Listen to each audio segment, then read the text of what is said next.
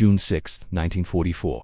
Normandy, France. The greatest invasion in history has begun, but something's gone wrong. American tanks, meant to spearhead the advance, are dying one by one in the narrow fields of northern France. Not from German panzers or artillery, but from walls of dirt, ancient hedgerows, roots and stones so dense they turn every field into a fortress. Sherman tanks try to climb them, only to expose their thin underbellies, the one place a German shell can rip straight through. Every attempt ends the same. Smoke, fire, silence. The Allied advance that was supposed to reach Paris stalls just miles from the beach, and in the middle of this chaos, one ordinary soldier, a mechanic with no rank, no degree, and no orders, looks at the problem differently. He doesn't see an obstacle. He sees a machine that needs fixing. What he builds in the next 48 hours will change the war, save thousands of lives, and prove that sometimes the smallest spark of ingenuity can turn the tide of history. To understand the brilliance of what came next, you have to understand the nightmare that came first. The Allied armies in Normandy weren't fighting through open countryside, they were trapped inside a maze.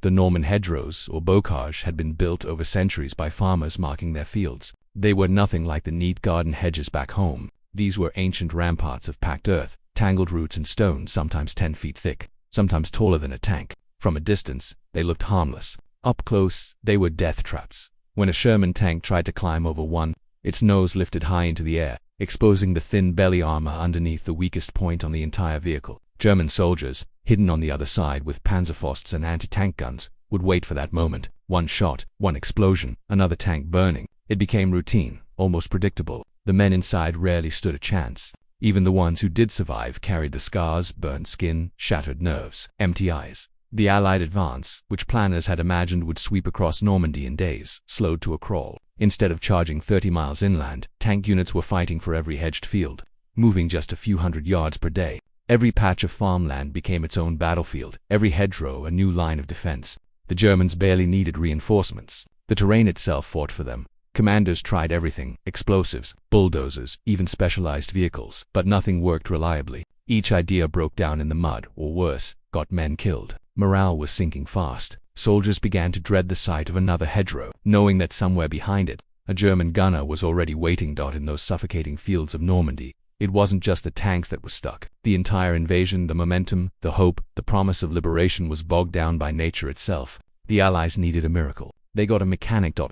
Sergeant Curtis Cullen wasn't a scientist, an officer, or an engineer. He was a mechanic from New Jersey, a man who'd spent his life fixing engines and busted transmissions, not designing weapons. But he understood machines, and he understood when something wasn't working. Every day, he watched Sherman tanks die the same way, trying to crawl over hedgerows that refused to yield. Each explosion burned another crew alive. Each failure etched itself into his mind. Most men cursed the terrain. Cullen started thinking about it like a problem that could be solved. He noticed something others missed. The tanks didn't fail because they weren't strong enough. They failed because they attacked the hedgerows the wrong way. They tried to climb them instead of cutting through. The answer, he realized, wasn't more power. It was better leverage. What if the tank could dig into the base of the hedge, rip through the roots, and plow straight ahead without ever lifting its nose? That would keep the armor facing forward, the crew protected, and the gun ready to fire. The idea was simple, maybe too simple, but war doesn't wait for permission, and neither did Cullen. He began sketching designs in a small notebook, rough lines, quick calculations, angles drawn in pencil.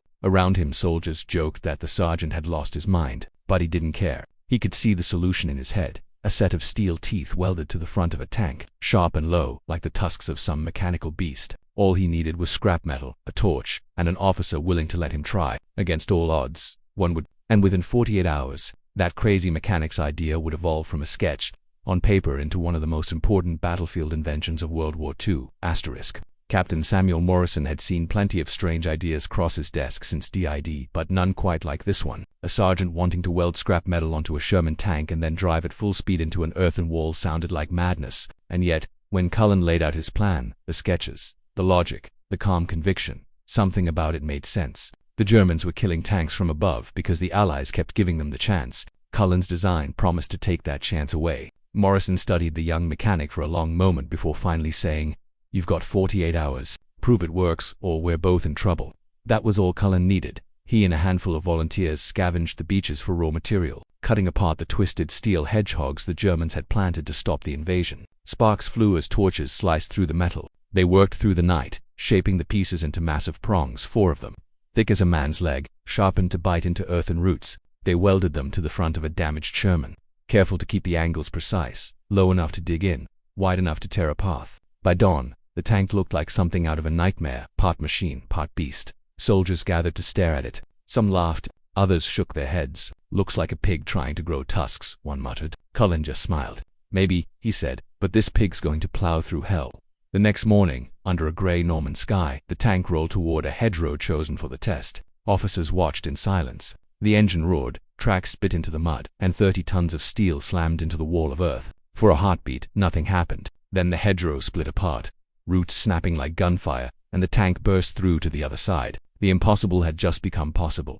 The cheers that erupted from the watching soldiers could be heard across the fields. For the first time since D-Day, Sherman tank had crossed a hedgerow without dying on top of it.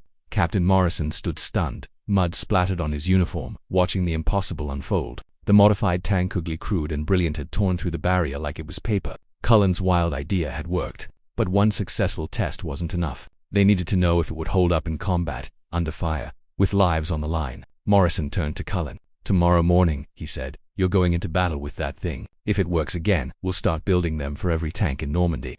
That night, Cullen barely slept. He went over every weld, every bolt, running his hand along the rough edges of the steel prongs. If one joint failed, men could die. By dawn, the tank, nicknamed Rhinoceros by its crew, was ready. The mission: breach a series of enemy-held hedgerows shielding a German machine gun nest. Cullen climbed aboard with the crew, acting as a technical advisor, though everyone knew he was there to make sure his invention survived. The engine growled to life. Rain drizzled across the metal hull. The fields ahead looked quiet, but every soldier knew that silence never lasted long in Normandy. At Cullen's command, the Rhinoceros charged. The impact was brutal, a deafening crunch as steel met earth. The tank shook violently, throwing the crew forward, but it didn't stop. The prongs dug deep, tearing through centuries-old roots and stone, carving a tunnel through what had seemed indestructible. They burst through the other side, and immediately spotted German soldiers scrambling to react. The gunner fired first one shell, one explosion. The machine gun nest was gone. Cheers erupted inside the tank.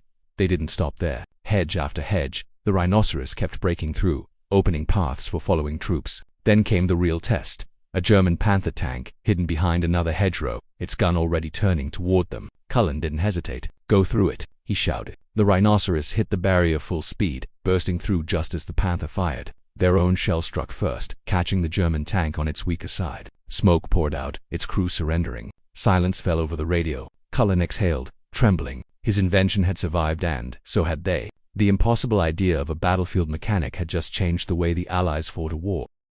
Word spread faster than any dispatch. By midday the next day, reports of the Rhinoceros, effective and terrifying, were moving up the chain of command, and within a week welding crews were being pulled from supply depots, motor pools, and engineering battalions to replicate what Cullen had done. Officers who had laughed at the idea now stood in fields watching whole columns of cutters rip through hedgerows that had stalled entire divisions. Generals asked for numbers, logistics officers scrambled for steel, and depot foremen organized assembly lines in muddy fields and commandeered farm barns as makeshift workshops. The army didn't just copy one tank, it standardized the modification. Plans were drawn, bolt and fittings prepared, and soon whole companies rolled out with steel tusks bolted to their noses. Cullen was lifted out of the unit to teach welders across Normandy. He moved from depot to depot, chalk in hand, showing men the exact angle that kept the tank's nose down while letting the prongs bite, explaining how to reinforce the welds and when to stop pushing a cutter beyond its limits. As thousands of cutters went into service, they changed tactics. Infantry moved faster because armored breaches appeared where none existed before. Commanders planned bolder maneuvers, supply convoys stretched to keep pace, and the tempo of the campaign quickened.